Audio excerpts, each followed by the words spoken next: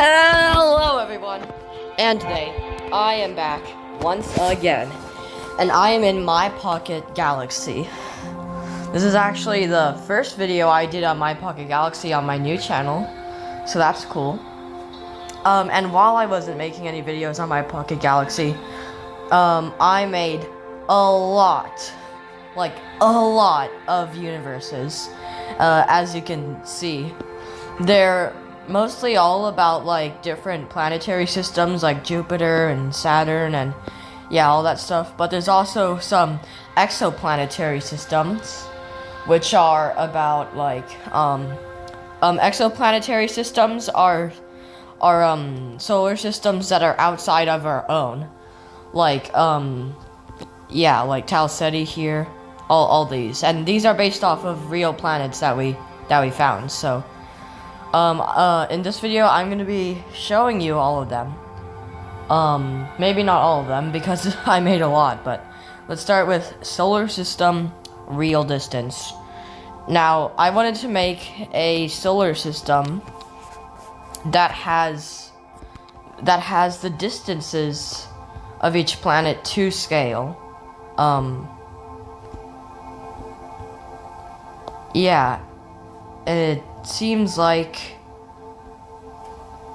I didn't finish this one. Yeah, there's a lot of unfinished ones. I kind of stopped doing them like a couple months ago for some reason. I just had a bunch of other stuff to do, but let me show you what I have. So, of course, there's the sun. And then, over here is Mercury, the first planet, as you know. Then there's Venus and Terra, or the Earth. And then, Earth's moon over there. Yeah, it seems like I wanted to make the distances here,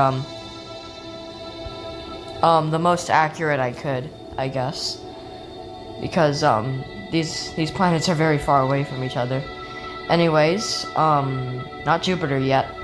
Mars and its two moons, Phobos and Deimos.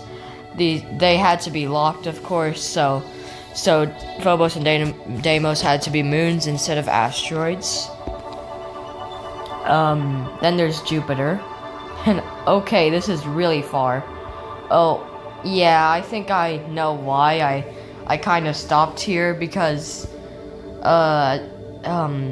you can see that the names are starting to like disappear. And when that happens, that means if you go too far, then they'll start like blowing up and disappearing, or for some reason.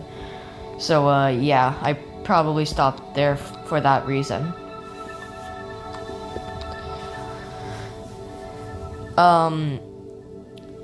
Next up we have the solar system 2.0. Now here I was trying to make a solar system. There's this simulation here, but it's kind of crazy and all the planets fly everywhere. So I was trying to make the best solar system I could. So I'm gonna skip to the solar system 3.0. I think this is my best attempt at making a solar system that isn't like broken and stuff. Like everything's like flying everywhere, and yeah, this one is the most stable system for the longest amount of time. So that's what I'm trying to say. I even added some moons like Titan here. Anyways, back to the sun. Yeah, it also has the habitable zones here. Yeah, it also has the correct distances. The distances are to scale. I'll just show you all the planets. There's Mercury and Venus. Venus has water. Okay. Yeah, they gave Venus water for an atmosphere, I guess. Then there's Earth. Oh, and Earth just got life. And the moon. Yep, and the moon is orbiting the Earth. And then there's Mars. I didn't add Phobos and Deimos. And then we have Jupiter here. It has its No, not Europa, but it has Io, Ganymede, and Callisto. 3 of the 4 Galilean moons. So that's pretty cool. Then there is Saturn with Titan. I'm pretty sure this is... Yeah, this has the top 5 biggest moons in the solar system. Even though there's much bigger planets around, which means they have a lot of bigger moons, our Earth still has the 5th biggest moon in our solar system. So yeah, that's pretty cool. Even though it's definitely not the biggest planet, it still has a really big moon. Anyways, here's Uranus, all the way out here. And then there's Neptune, out here. And Pluto, super far out. This is really far away. Yeah, I made Pluto a moon. So, yeah, that's Solar System 3.0. The most stable system. It lasts for a long time. Let me speed up time for a while, and as you can see, everything's going pretty well. Nothing's flying out of orbit. But yeah, eventually things will get pretty crazy. So, yeah. And here is Proxima Centauri. Yes, I finally learned how to spell Proxima Centauri. Isn't that cool? And I learned how to spell Alpha Centauri. No, I learned how to spell like a long time ago, but yep. If you don't know what I mean, on my 3rd My Pocket Galaxy episode on my old channel, My Pocket Galaxy 3, I spelled Alpha Centauri so badly, and everyone was correcting me. So yeah, we have Alpha Centauri B, which I'm going to name it right now.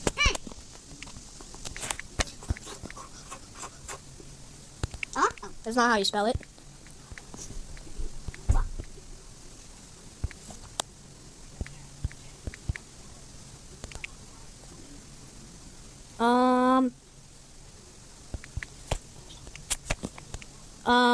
I guess that would be... I guess that's nice. Yeah, that's nice. So yeah. But yep, I know how to spell it now. And Proxima Centauri is the closest star system to ours. It's part of the Alpha Centauri system. It has 3 planets, although one is a little... is kind of unconfirmed. I don't know if it's confirmed or not. It's... So, yeah. This is the first planet discovered, which is why it's called Proxima B. Anyways, I know Proxima Centauri's, a red dwarf, but making it a yellow star, the yellow star's habitable zone is the most correct, and it's just the best star to work with, so yeah, I made it a yellow dwarf. So here's Proxima D. It's the smallest planet of the system and the closest to its star. So Proxima D is really close to Proxima Centauri, but it's not burning because Proxima Centauri is a red dwarf, which means it's colder. So yeah, its habitable zone isn't as far as the sun. Anyways, Proxima B here is the first planet discovered, as I said, and it's in the habitable zone, so it could have life. Oh, I just want to say something here. If a lot of people get confused about what a super Earth is. A super Earth is not a planet that's more habitable than our own Earth, our Earth, our planet. It's actually a planet that's like a little bigger than the Earth. It's in between the size of the Earth and Neptune. So, yeah, that's actually what a super Earth is. Proxima B is just a little bit bigger than the Earth, so it's not a super Earth anyways. And it could possibly have life, but there's a bunch of reasons for why it couldn't also. Since Proxima Centauri is a red dwarf, it shoots a lot of crazy solar flares and stuff like that. But finally, we have Proxima C, which is smaller than Neptune. It's actually a super Earth, but it could also be a mini Neptune. which is basically just a super Earth, but it's a gas giant. Yeah, super Earths, because they're in between the size of Earth and Neptune, we don't know if they're a rocky world or a gassy world, so, yeah. Proxima C is probably a gassy world, and it might also have rings. There's also an asteroid belt around it, which is probably why it has rings. So, yeah, that's cool. So that's the Proxima Centauri system, which I know how to spell. Then we have Trappist I. This is a really popular system. A lot of people talk about it. And that's because this system, I actually have the habitable zone adjusted for the planets to be at the correct temperatures. So this system has 7 planets. We discovered 7 planets around this star, and even though it's 40 light years away. So all these planets are actually Earth-sized, although some of them are a little bit smaller, Trappist I, D, and H. And another thing is, 3 of these planets, although it doesn't look like it here, but it's actually 3, Trappist I, D, E, and F, are in the habitable zone of Trappist I. There's 2 inner planets, Trappist 1, B, and C, which are pretty hot. It was thought that these planets had large atmospheres like Venus, like really thick atmospheres. But after the James Webb Space Telescope looked at them, it found barely any atmosphere. Trappist 1c has a better chance of having some sort of very thin atmosphere, but yeah, these planets are more like Mercury. But Trappist 1c could be a desert planet, something like that. So that's pretty cool. Then there's Trappist 1d, E, and F. These planets are in the habitable zone, meaning it's not that they don't have life, or they totally do have life, but they could have life. That's why they're called potentially habitable planets. Trappist 1e is in the middle of this habitable zone, so yeah. And Trappist 1f is at the outer edge, and Trappist 1d is at the inner edge. So, F is a little cold. Yeah, just a little. It's also pretty likely that Trappist 1f has like a lot of water, so it could be like an ocean planet. But since it's so cold, it'll be like it'll have like a lot of ice everywhere and stuff. Then there's Trappist 1g, which is even colder. Okay, Trappist 1e has intelligent life now. I didn't notice that. So Trappist 1g is the 6th planet, and it's actually the biggest planet, I think. If not, it's B. But this planet is really far out, and it's probably like a whole icy world with a lot of water too. And that's the same for Trappist 1H, which is the smallest planet and the last planet. So yeah. Even though it's the smallest planet, it's still bigger than Mars, but it's smaller than Earth and Venus. So yeah, that's the Trappist 1 system. Let me just speed up time, and you can watch the planets go around.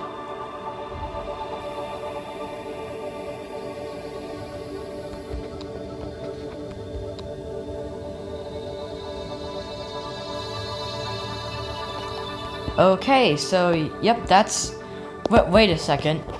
Humans have developed light speed technology? Do you know what that means? Satellite.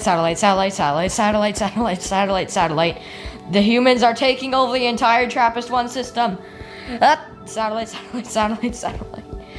Yep, the humans have colonized all of Trappist 1. They own the system now. They invaded all of the aliens. They nuked them all.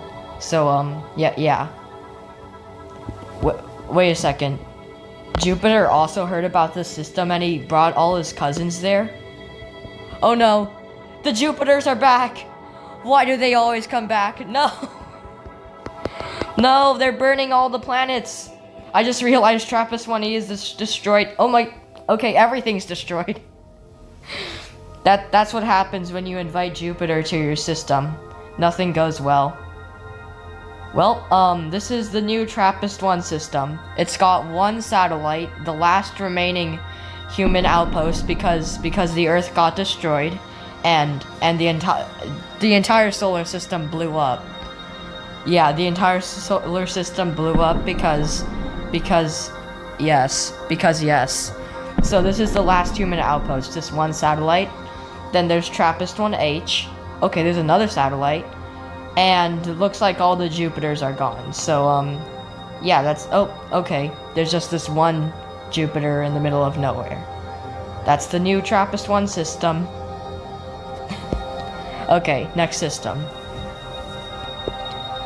This video is getting pretty long, so I'm only gonna show, like, a few more. I'll just show Tau Ceti and Saturn. So Tau Ceti is another pretty popular star, but we have actually found, but not confirmed, some planets around around Tau Ceti. There's Tau Ceti B, C, D. It actually goes from B to I, which means Tau Ceti has 8 planets, but they're all unconfirmed, which means we don't know if they exist or not. But we have found some evidence. So, I only had 4 of them here. Tau Ceti G, H, E, and F. Tau Ceti G is the closest, and it's a little hot. Just a little bit. It's actually not a lava planet here, but it's like, I forgot, 500 degrees Celsius or something like that. And there's Tau Ceti H, which is also pretty hot. Also, just so you know, these planets are super Earths, so they might be gas giants, but we don't know. Tau Ceti E is also a super Earth, and it might be a gas giant. If not, it's maybe a Venus-like world. And finally, there's Tau Ceti F. This is the biggest one, and it's not in the habitable zone, but it's very close to it. It's like very close to the outer edge.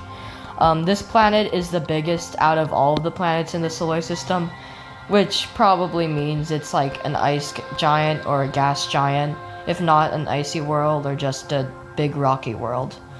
So, yeah, that's the Tau Ceti system. There's, we have these 4 planets here, but there's also 8 more. Tau Ceti B is closer to, Tau Ceti than Tau Ceti G, somehow. Then there's Tau Ceti C, which is in between Tau Ceti G and H. And Tau Ceti D comes after Tau Ceti H and is in between H and E. And then finally Tau Ceti I is super far out. It's a gas giant, and it's like 5 astronomical units away. So yeah. Oh yeah, Tau Ceti's also a sun-like star.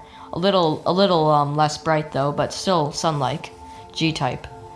There's also an asteroid belt really far out from the system. It's also really wide, so yeah. I'm pretty sure the asteroid belt was the first thing that was discovered around Tau Ceti. Then came all the planets. So yeah, that's the Tau Ceti system. And finally, the last thing I'll show is the Saturn system.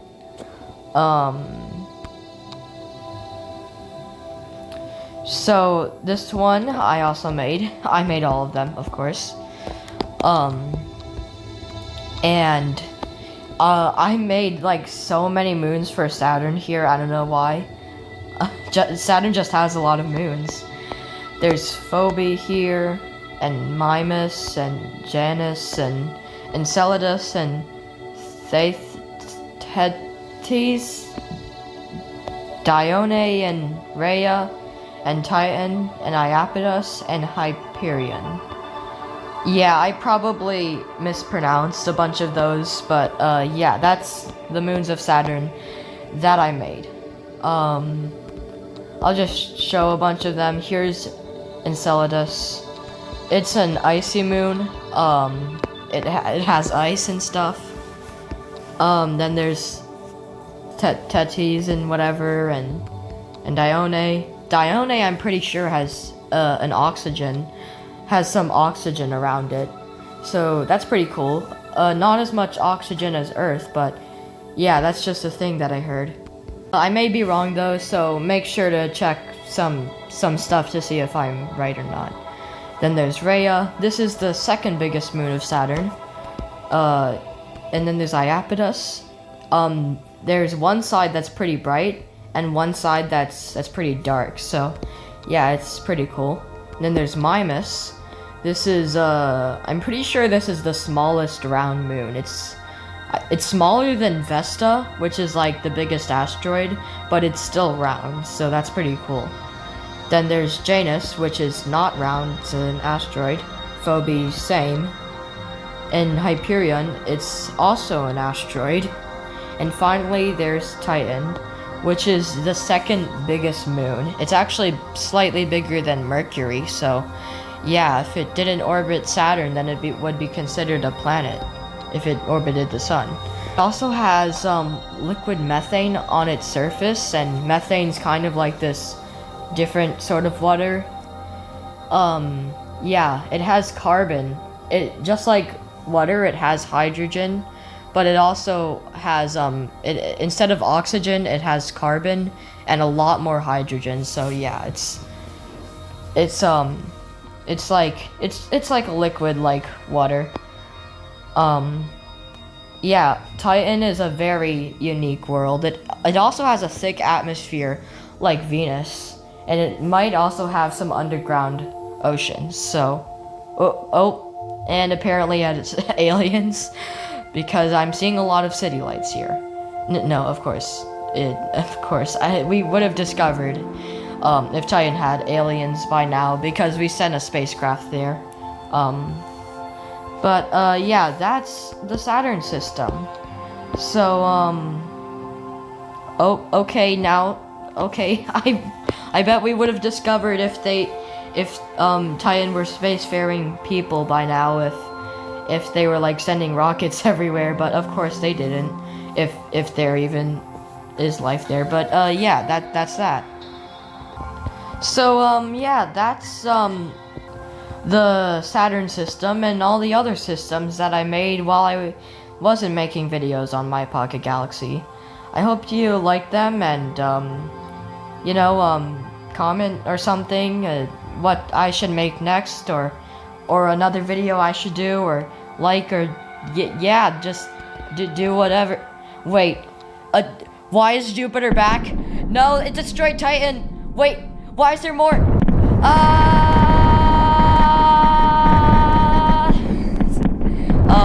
It looks like Jupiter destroyed everything again. Oh, hey, Mimas escaped. Never mind. So, yeah, that's that. Jupiter took...